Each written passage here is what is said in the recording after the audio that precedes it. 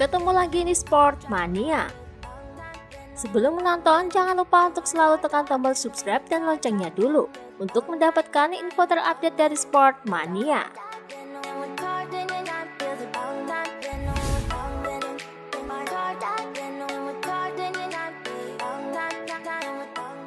Francisco Bagnaia mengaku sangat bahagia bisa menjuarai balapan di Mugello pada minggu lalu. Ia menganggap kemenangannya di Mugello adalah hal yang spesial dalam karirnya. Ini adalah sesuatu yang selalu saya impikan. Menang di Mugello luar biasa. Tentu saja Misano adalah balapan kandang saya, tapi ini adalah balapan Italia. Luar biasa bisa menang di sini di salah satu sirkuit tersulit yang pernah ada. Luar biasa.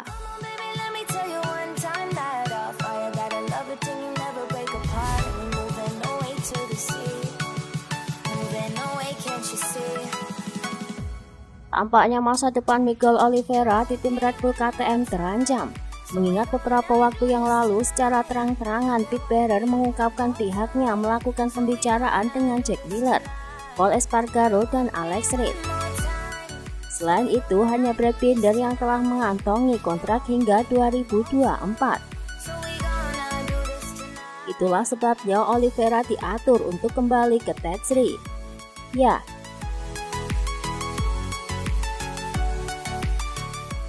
hal mengenai T3 sudah dibicarakan KTM kepada saya. Ini cukup mengejutkan bagi saya. Sekarang saya bertanya pada diri sendiri, apa yang bisa saya lakukan secara berbeda, dan apalagi yang bisa saya lakukan.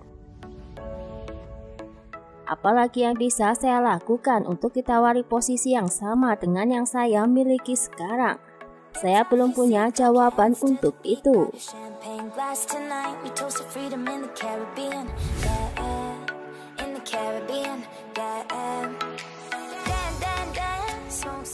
Pol Espargaro memulai balapan di Mugello kemarin dari posisi ke-9. Ia pun harus gagal finish dikarenakan kesalahan terjadi pada lap kelima di tikungan 9. Sedangkan Pol pada saat itu berada di urutan ke-16. Kepada Speedweek, Pol pun mengungkapkan penyebab dirinya bisa crash. Saya ingin mengatur waktu. Saya berada di batasnya, garis saya terlalu lebar. Kemudian roda depan saya tergelincir. Saya menghidupkan mesin terlalu banyak di awal. Lalu saya melepaskan kopling terlalu cepat. Semua orang di sekitar saya lolos dengan lebih baik. Saya kehilangan semua kecepatan saya saat mengemudi.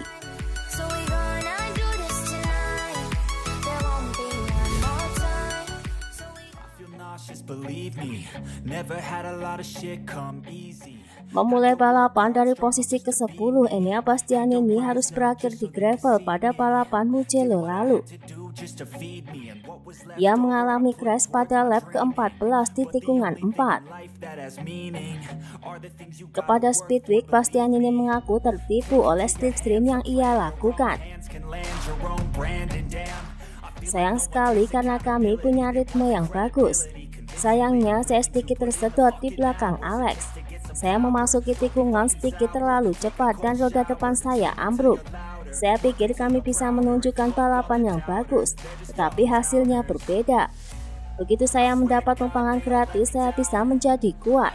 Tapi ketika saya melakukan slipstream, saya berjuang untuk mengarahkan garis saya. Sulit untuk mengikuti di belakang di sini di Mugello. Ini bukan trek yang mudah.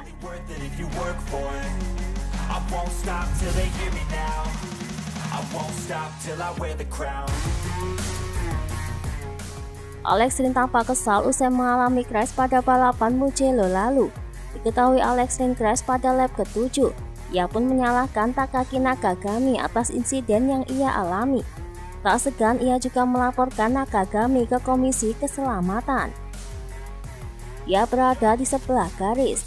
Pada lap sebelumnya saya ingin menyalipnya antara tikungan 10 dan 11, tetapi dia mampu mempertahankan posisinya. Jadi untuk kedua kalinya saya mendorong sedikit lebih keras untuk menjadi lebih jelas di depannya. Dia berada di luar. Saya tidak mengerti keputusan FIM. Mereka bilang saya tidak di depannya. jadi dia tidak dihukum. Jika Anda bertanya kepada pembalap lain, mereka akan memberitahu Anda bahwa dia adalah salah satu yang paling berbahaya di trek dalam hal menyalip. Untungnya tidak ada orang yang tepat di belakang kami dan tidak ada tabrakan. Saya tidak mengerti apa yang dia lakukan. Saya akan membicarakannya pada pertemuan Komisi Keselamatan berikutnya.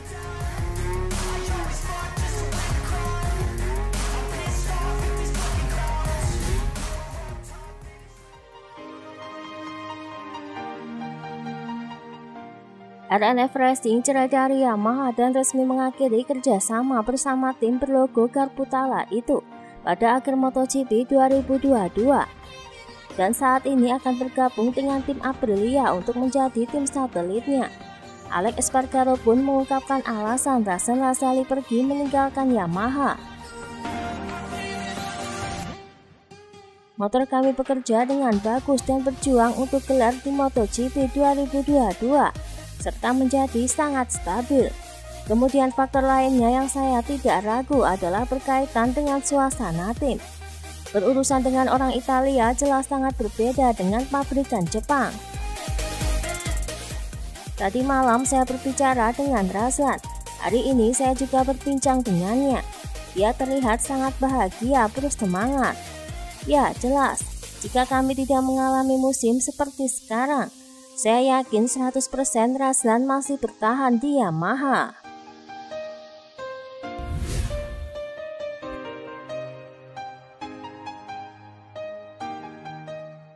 Yamaha tampaknya terkejut ketika RNF Racing mengumumkan bahwa mereka tidak akan memperbarui kontraknya dan akan menandatangani kontrak dengan Aprilia. Hal serupa juga ditunjukkan Lin Jarvis yang kaget dengan keputusan RNF. Jelas ini bukan situasi yang ideal. Kami selalu memiliki tim satelit.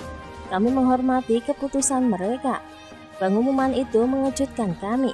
Itu datang saat kami sedang rapat dan itu sesuatu yang tidak biasa. Tahun depan kami hanya akan memiliki 2 motor di grid.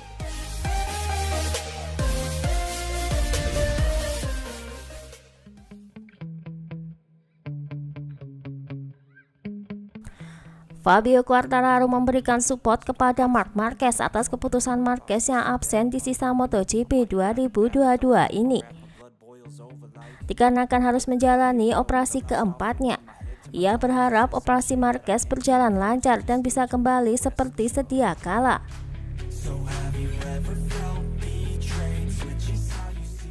Dia contoh bagi saya dan pembalap lain. Bagi saya dia masih yang terbaik dalam 10 tahun terakhir. Saya tidak bisa berkata banyak, tapi apapun yang dibutuhkan. Saya berharap yang terbaik dalam pemulihannya dan melihat Marc versi 2019.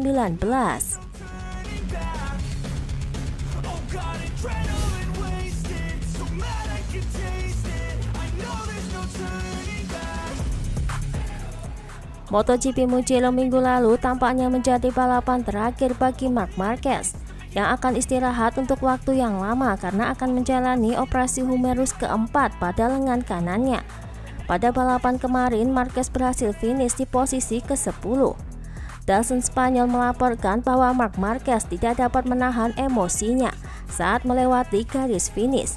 Air mata mulai mengalir dan Marquez menutup helmnya untuk mencegah rekaman kamera. Marquez kemudian disambut dengan tepuk tangan saat tiba di box Repsol Honda Team. Setelah balapan di Italia, Marquez dijadwalkan langsung menjalani operasi di Amerika Serikat di akhir bulan ini.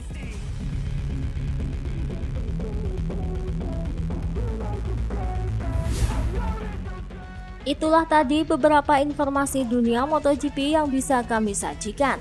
Terima kasih telah menonton video ini. Selalu ikuti informasi MotoGP kami lainnya. Salam Sport Mania.